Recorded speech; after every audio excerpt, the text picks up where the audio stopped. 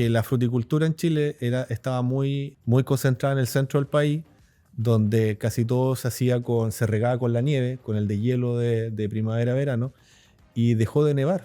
Que hay menos agua, que hay más gente en el mundo, que la superficie cultivable no va en incremento. Hola, ¿qué tal amigos? Muy buenas tardes, bienvenidos a este segundo capítulo de su podcast Hablemos de Agro. Bienvenidos sean ustedes, estamos aquí todo el equipo reunido nuevamente. Pedro, muy buenas tardes, ¿cómo estás? ¿Cómo te encuentras? Bienvenido a este segundo capítulo.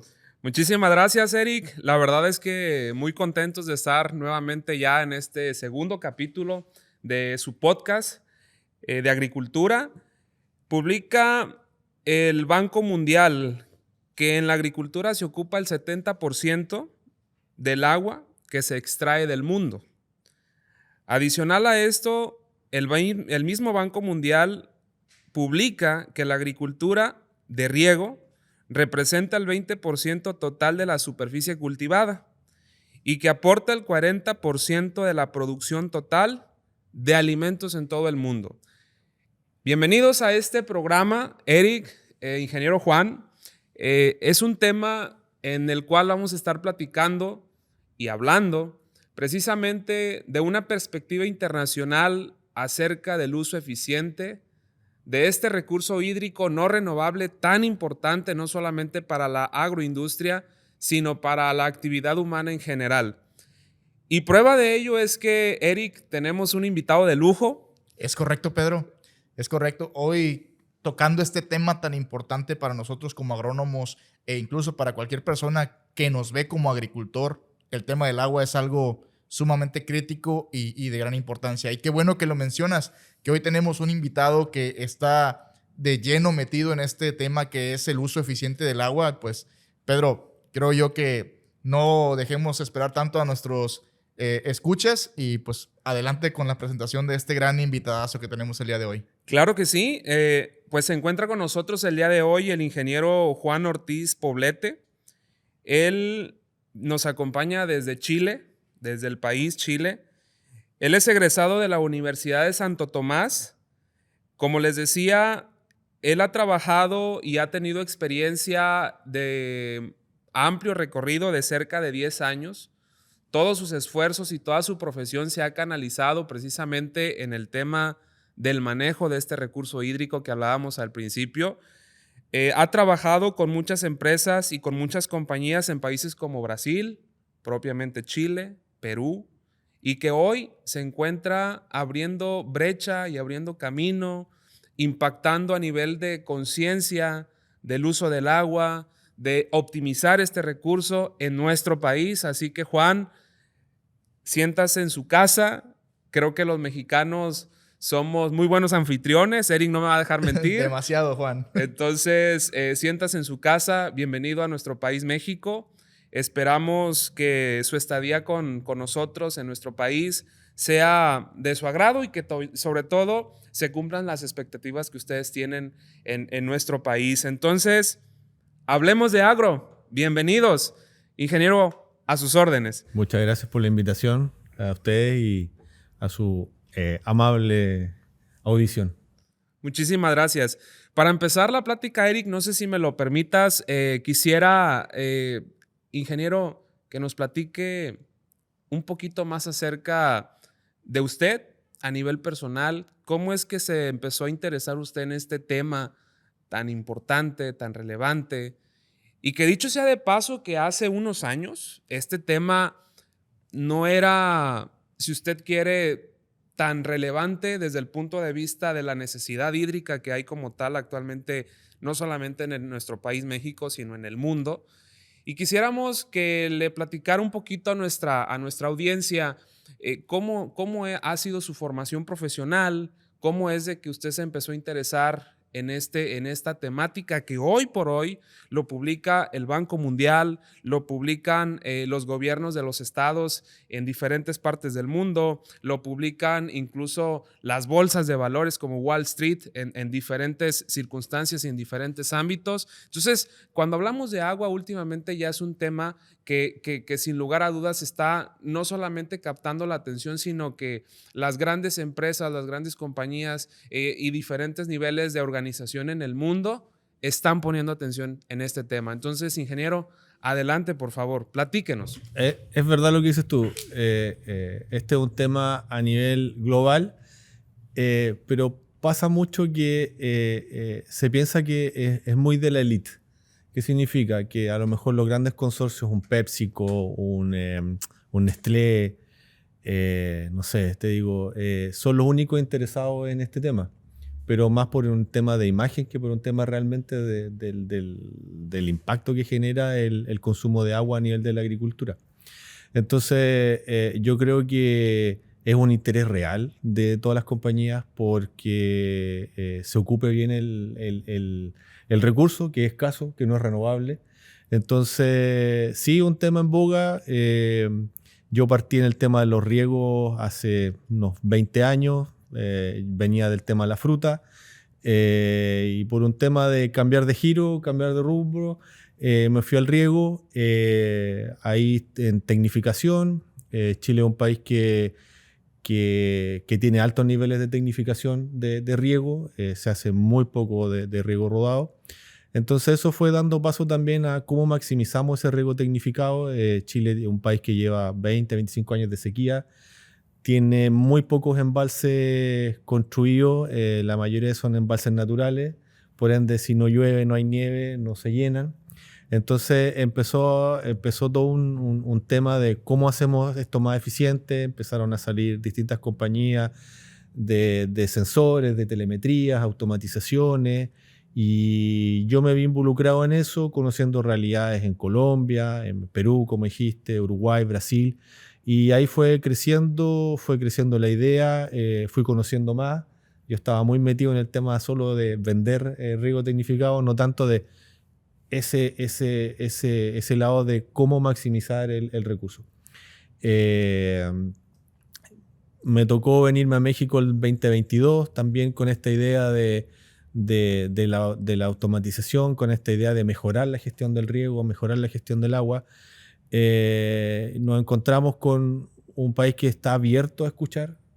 No sé si todavía implementarlo, pero sí está abierto a escuchar. Está tibio todavía el tema. Porque lo que más le importa al agricultor y lo que hemos visto nosotros es que le gusta que le ayuden y que le hagan seguimiento. Por general, casi toda la tecnología que llega a México te la venden, te la instalan y se van. Exacto. Y no te acompañan en ese proceso. Y creo que ese es uno de los pasos que está exigiendo la agricultura mexicana. Enséñame, yo lo voy a hacer, pero enséñame, acompáñame. Sí, claro. Es correcto. No es entregar nada más el pescado, ¿verdad? Sino es darte la caña, enseñarte a pescar, y porque todas esas tecnologías novedosas hay que saberlas utilizar, hay que saberlas implementar, analizar y ejecutar, ¿verdad? Porque, pues, Pedro, no me dejarás mentir, venimos con el tema de la situación del agua o de los temporales en diferentes regiones del país. Cada vez es más complicado decir, hoy empieza un temporal, termina en tal fecha, en la parte norte, en la parte centro o en la parte sur. Todo esto ha venido cambiando. Entonces, es un gusto, Juan, tenerte aquí, aprender de tus conocimientos sobre el manejo eficiente del agua. Mencionabas mucho el tema de cómo se iniciaba el tema de los riegos en la agricultura, que era con poca tecnificación, era manejar cultivos con agua rodada. De hace unos años para acá, ya podríamos decir que de mínimo 20 años, ya empezamos con el tema de la cintilla, de los microaspersores, pero ahora es, ¿qué sigue? ¿Cuál es el siguiente paso a dar para un uso eficiente del agua? Porque ahorita ya tener cintilla ya no es decir, tengo sistema de riego tecnificado, no, ya ahora estamos hablando de otro sistema de mediciones que queremos que tú nos ayudes a entender, y que también toda esta gran audiencia que nos está acompañando, que nos está sintonizando desde sus casas u oficinas, que comprendan esta terminología que tú... O desde el campo. Exactamente, desde el campo, que es la prioridad. Que O desde todo el lo campo. que hoy estamos Sí, hablando aquí claro. se ejecute en el campo. Acuérdense, ¿verdad? que el agricultor no está en la oficina normalmente. No. Sí. Bueno, ahí hay un tema relevante de que las mismas grandes compañías de riego tecnificado, háblese de riegos por aspersión, hablamos de pivotes, carrete, o ya de riego más localizados como, pues dicen ustedes, cintilla, riego por goteo, microaspersión, estas mismas grandes compañías entendieron de que ya no es solamente vender el commodity o de diseñar un riego lo más barato posible. Ahora es diseñar un riego que sea sustentable para el cultivo, porque antiguamente podíamos decir, es una locura, pero podíamos tener una evapotranspiración en el pico de calor de 7 u 8 milímetros. Ahora estamos hablando en algunos lugares de 10, 12, y los equipos de riego no están hechos para eso. Correcto. No se diseñaron pensando en eso. Ahora, obviamente... Perdón que lo interrumpa, Juan.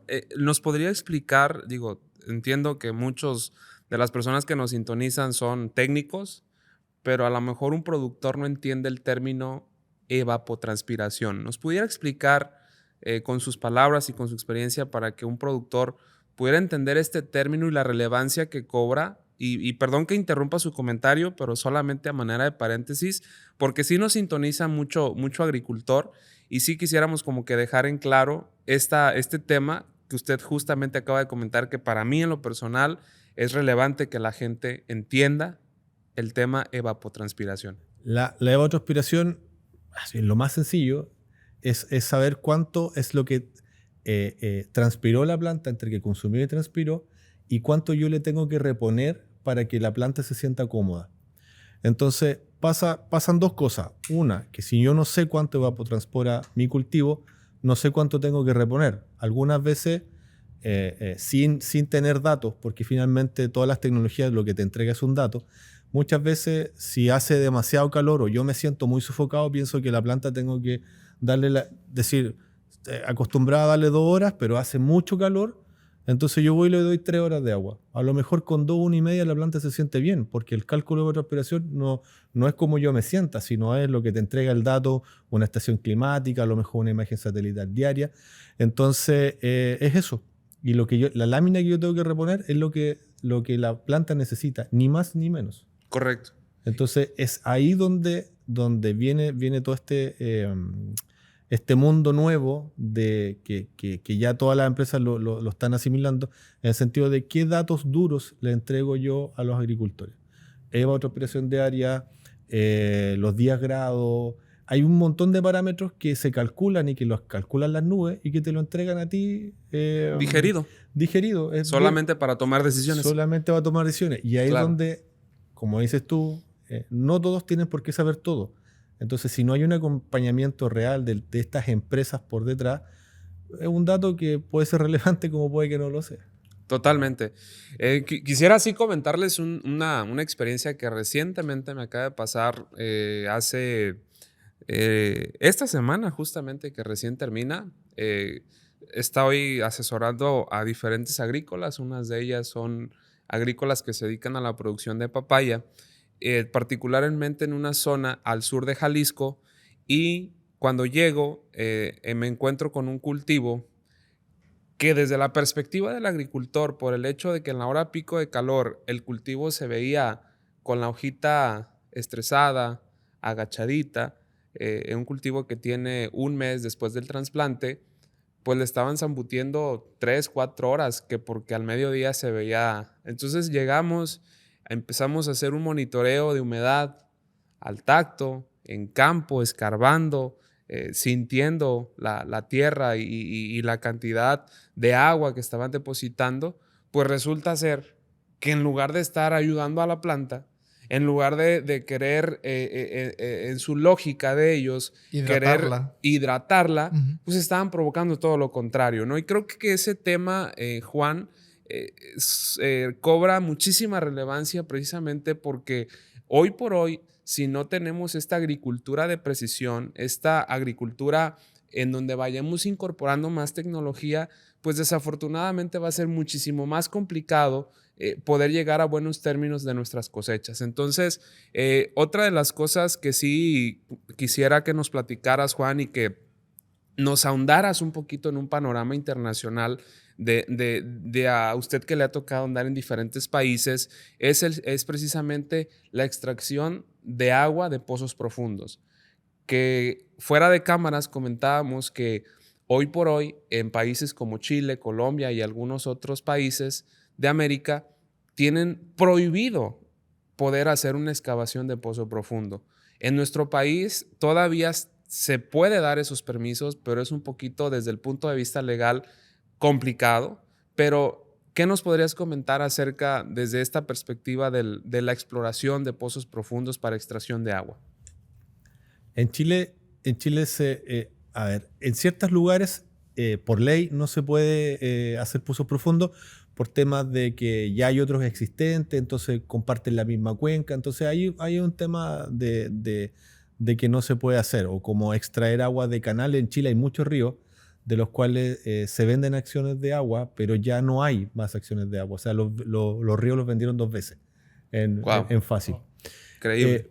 Entonces pasa que la fruticultura en Chile estaba muy concentrada en el centro del país, donde casi todo se regaba con la nieve, con el deshielo de primavera-verano, y dejó de nevar. Y antes Increíble. teníamos nieve por 4 meses, ahora tenemos concentrado en 1 mes. Entonces el cambio climático empezó a hacer correr el lugar donde se estaba plantando en el centro, a correrlo hacia el sur. Con eso significó que se hicieron muchos pozos profundos, se tomaron todas las acciones de aguas que había, los canales de riego, entonces finalmente se saturó el mercado. Y ya el Estado dijo no más, porque finalmente se iba a ver afectadas las cuencas que abastecen de agua, los pozos profundos que abastecen de agua al consumo humano. Entonces, hay políticas públicas a favor de eso, hay otras que llevan 20 años detenidas, pues nosotros quisimos copiar el modelo australiano de embalse y de carreteras hídricas dentro del país, y no lo hemos podido hacer. Es un tema político que es necesario que finalmente todos los actores se pongan de acuerdo. O sea, el Estado y los privados tienen que trabajar juntos. O sea, aquí es muy difícil que solo le toque a la agricultura, solo le toque a la empresa agrícola, a los agricultores pequeños, les toque todo el tiempo estar ellos haciendo sus inversiones. Es muy pesado, toma mucho tiempo, y si no estáis bien organizados, es bien complejo. O sea, yo lo he visto en el norte, en el estado de Sonora, también ya no hay permisos de extracción. Cada vez tienen que ser pozos más profundos, lo que lo hace más caro. Claro. Bomba sumergible con potencia de 200 HP, que es carísimo mantener. Entonces va poniéndote, se te va poniendo la pista cada vez más pesada, y lo primordial es que el privado con el público puedan conversar. Entonces, la realidad emergente que tenemos es, no hay para más agua. Tenemos la misma o hasta menos agua que otros años. Ahora es, ¿cómo la hacemos eficiente? ¿Cómo manejamos esta situación de manera beneficiosa para seguir produciendo? Porque es un hecho. Cada año somos más de miles de millones de personas que estamos en el mundo, y la agricultura es la que más necesita también agua para sustentarnos, ¿verdad? Lo decías hace un momento. La principal utilización del agua es pues para consumo humano, y en segundo lugar pues es la agricultura, ¿verdad? Entonces ahora es, ¿qué nos toca hacer? Tomemos la parte de responsabilidad de cada uno de nosotros como agrónomos, como growers, como especialistas, como agricultores, como dependencias de gobierno, y decir, ¿qué debemos hacer? ¿Cuál es el siguiente paso para no perder la calidad de los cultivos, el potencial de rendimiento, pero teniendo en cuenta que cada vez tenemos menos agua, que es la realidad? O sea, yo, desde mi punto de vista, lo principal es que las zonas que no han podido ser tecnificadas sean tecnificadas. O sea, obviamente es un paso que no lo pueden dar solo. O sea, si hablamos de las miles de hectáreas de aguacate que están en Michoacán y que están sin riego porque solamente se riegan con los temporales, pero cada vez los temporales se van achicando. Entonces, Correcto. por ende, no puedo fertilizar, no puedo hacer un montón de actividades culturales propiamente tal del aguacate. Si no hay eso, obviamente el mercado se va a ver se va a ver tocado. O sea, no sé si ahora en particular con lo que pasó el 2023, cuánto bajó, cuánto subió, pero obviamente eso va a mermar.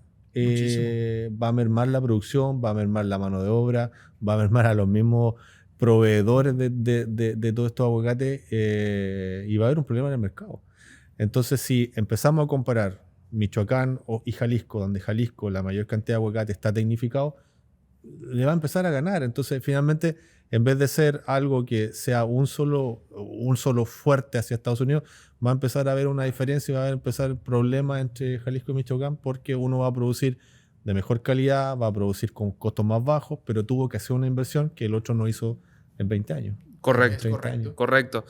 Creo que hoy este tema que estamos tocando con todos ustedes, amigos agricultores, técnicos, ingenieros, productores y todas las personas que están en el negocio del agro, que nos escuchan, que nos sintonizan, que nos están viendo, pues estamos creando este canal de información precisamente para que creemos conciencia. Hoy por hoy está con nosotros un especialista desde Chile que ha tenido experiencia en países como Brasil, como Uruguay, como Colombia, como Perú, ahora reciente en México, y donde toda su vida profesional la ha enfocado precisamente al tema del uso eficiente del agua y que nos lo acaba de platicar. O sea, el tema es que hay menos agua, como también lo comentabas, Eric, que hay más gente en el mundo, que la superficie cultivable no va en incremento,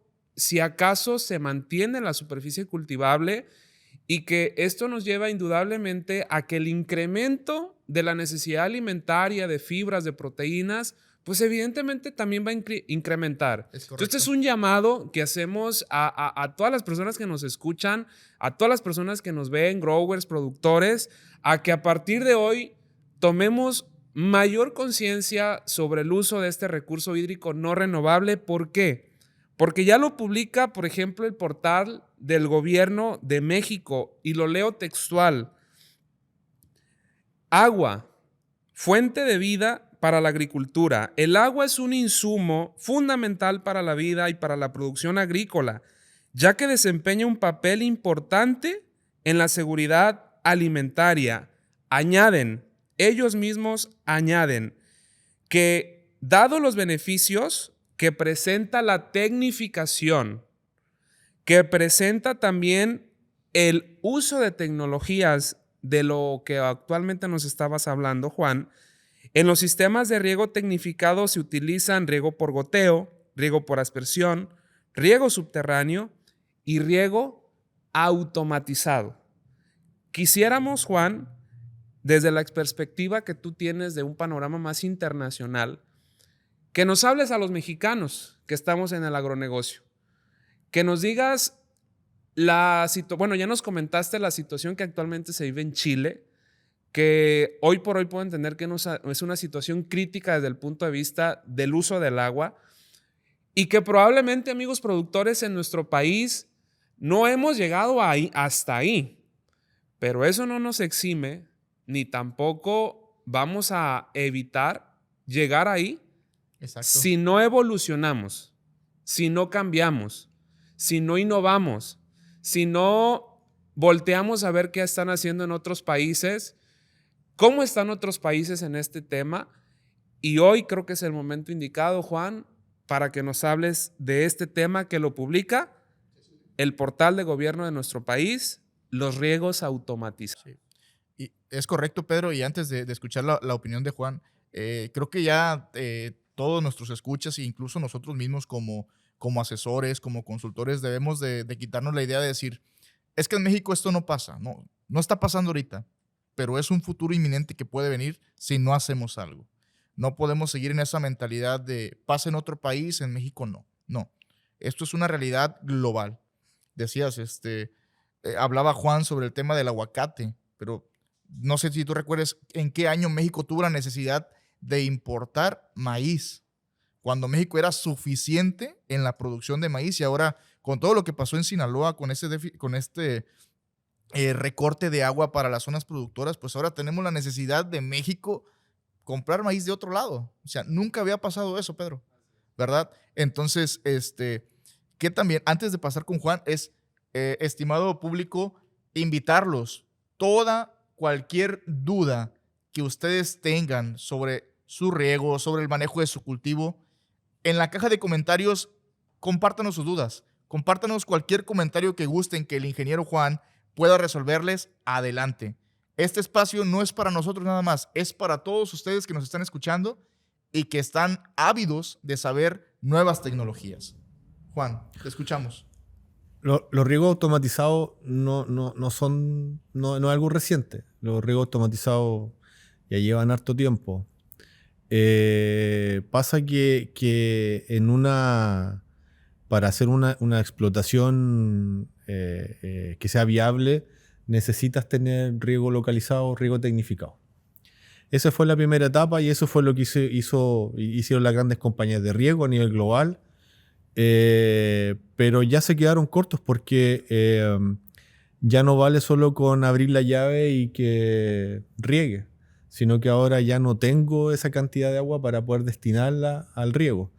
Entonces finalmente las grandes compañías, grandes, chicas o medianas, empezaron a ver qué hacemos, cómo hacemos para bajar el consumo de agua. Y empezaron lo primero a poner válvulas eléctricas, o sea que el cierre y apertura de las válvulas en terreno fuera desde un programador, y no que alguien tuviera que ir y abrir con la mano una llave y que quedara ahí regando 3-4 horas, sobre regando y botando agua y energía. Ese fue el primer paso, las válvulas eléctricas. Después ya con los años después han venido cambios en las programaciones. Ahora se pueden hacer programaciones del riego por el computador. Entonces cada vez iba avanzando más. Hasta que llegó un momento en que la telemetría, que de distintas maneras, distintos sensores en el campo se conectan a una base que manda datos a la nube y en la nube se procesan y el grower los ve en tiempo real en su computador.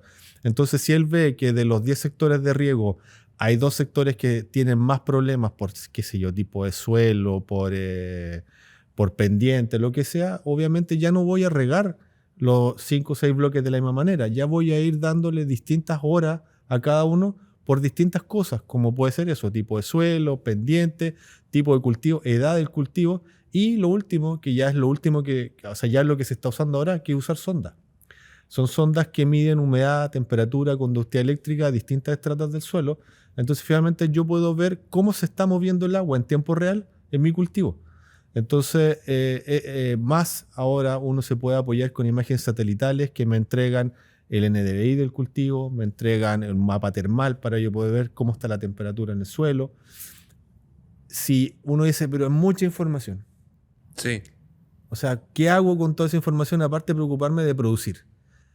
Tengo los problemas de los ácaros encima, tengo los virus, tengo la gente que no me hace caso. Y tú me vienes a hablar de sensores, por Dios, Juan. ¿Qué le pudiéramos decir a la gente que no entiendan el tema como que es un tema complejo, pues? Entonces, claro, para que no se complejice ese tema, necesitas que estas empresas que dan esos soportes te acompañen en ese camino. O sea, necesariamente debe haber un seguimiento, debe haber un acompañamiento, debe haber una alerta, debe haber un warning de alguien que diga, oye, eso no está bien, tu estación está marcando, te digo una tontera, está marcando 45 grados, una alerta de temperatura, o tu cultivo es sensible a temperaturas de -1, -2, -3. Oye, mira, estamos llegando a 0 en este momento, o estamos llegando a 1. Estos servicios lo que hacen es alertarte con datos fiables de que algo pasa en el campo. Bueno o malo, solo lo decide el grower, no la compañía que da el servicio. Sí. Porque yo te podría decir, oye, tu cultivo está llegando a marchites permanentes. Por algo tú le cortaste el riego. O a lo mejor no. A lo mejor hay un problema en la caseta, hay un problema de taponamiento. Te está entregando un dato. Entonces finalmente el grower decide qué hace con el dato que se le entrega. Pero sí, obviamente, necesitas tener un acompañamiento detrás para entender cómo funcionan, cómo se mueven las curvas, qué significa el dato X que te da la estación de clima. Claro. Y con todo eso, con todos esos datos y entendiendo eso, yo programo el riego y lo hago de manera automatizada. Y le digo a cada sector de riego, ábrete a las 8 de la mañana, ciérrate a las 9, el sector de al lado abre a las 9:05 y así. Incluso hasta los fertirriegos se pueden automatizar. Toda la operación del riego se puede automatizar completa. Que eso probablemente sea un video o un podcast, un programa, un episodio en lo subsecuente, ¿no? El tema de la de fertilización. Entonces, Juan, Vamos concluyendo, Eric, ¿les parece bien? Vamos concluyendo este tema que es de muchísima relevancia. 2 preguntas cortitas. Este sistema de automatización con sensores, con sondas, como tú lo platicabas, pregunta 1, ¿qué tan costoso es para el agricultor? Y 2, pues ¿cómo pueden saber más de este tema? ¿Cómo te puede encontrar la gente? ¿Cómo pueden llegar a ti para adquirir alguno de los servicios de asesoría que ustedes dan a nivel internacional? ¿Cómo puede saber la gente más de estos temas? ¿Cómo se pueden empapar más de estos temas? Y que nos pudieras compartir ya para cerrar este programa una analogía final o un pensamiento final. Bueno, ahí en la cajita de comentarios voy a dejar mis datos y ahí los comparten y yo encantado de cualquier duda que haya poder resolverla.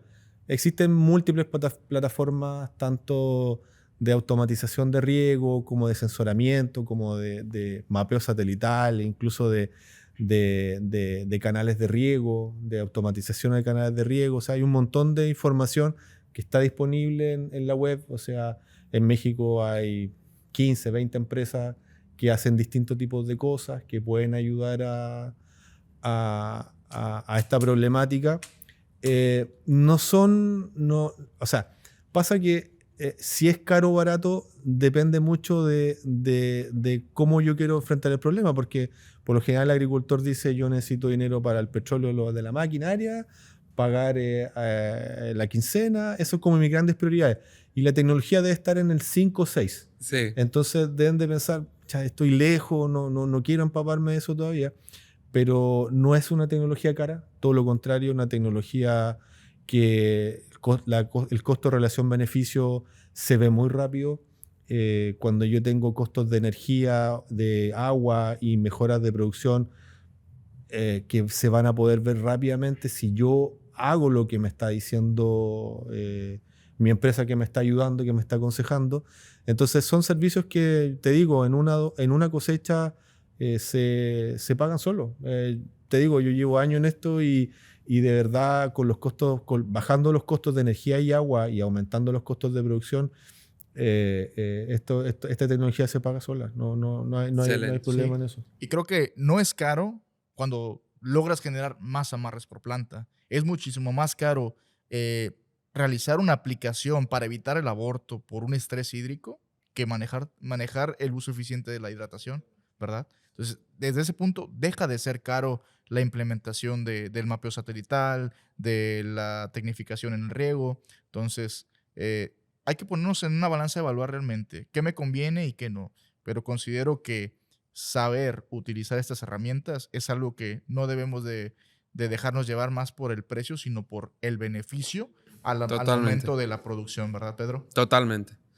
Pues Juan, acompáñenos con una analogía final, con un comentario final para ir cerrando ya este segundo capítulo de su podcast. El comentario final es que las empresas agrícolas se lo tomen en serio. El tema de decidirse, de no esperar, ver cómo le fue al vecino, cómo le fue al otro. No, empezar a empujar. Hay muy buenos agrónomos, muy buenos especialistas en suelo. Hay que creerle a ellos, hay que escucharlos. Si ellos necesitan estos equipos para poder tener más datos y poder tomar mejores decisiones, yo creo que no es una inversión. Yo creo que esto es solo beneficio. Consumir menos agua, producir más a un menor costo y cuidar el recurso, que finalmente es el objetivo final, cuidar el recurso. Agua es primordial. Entonces la invitación es a háganlo, no es que atrevan, no, háganlo, o sea, tienen que hacerlo, o sea, tienen la calidad profesional en el campo que créanme que yo me sorprendió mucho, gente que uno le enseña, le instala una sonda o una estación de clima, a las 2-3 semanas sabe usar perfectamente, ya solamente te pregunta cosas muy puntuales. O sea, hay capacidad, está la gente para echar a andar eso y no, hay que hacerlo, hay que hacerlo. Hay talento. Solamente falta apoyarlo. E implementarlo. E implementarlo, ¿verdad? sí. Sí. Eric, vamos a concluir. ¿Con qué te quedas de este podcast? Y también darnos un comentario final para ir cerrando. No, pues, ¿con qué me quedo? Que realmente estamos en el momento ideal para hacer algo antes de que sea muy tarde. De que sin duda alguna hay mucha gente capacitada que nos puede ayudar a llevar a un mejor desarrollo de nuestro cultivo. Entonces, me quedo con todo lo que nos has enseñado, Juan. Muchísimas gracias. México te abraza, te agradecemos tu presencia. Las veces que quieras venir a visitarnos, este es tu espacio. Creo yo que también nuestra audiencia se queda con un buen sabor de boca y a ustedes invitarlos a que cualquier duda, cualquier comentario, situación que estén pasando, pónganlo en los comentarios. En cada sección de nuestro podcast estaremos resolviendo las dudas del programa anterior o si podemos también en este mismo, pero no se queden sin preguntar. Toda duda es importante y toda duda será respondida de la mejor manera, ¿verdad? Pedro, gracias por este segundo capítulo. ¿Tú con qué te quedas, amigo?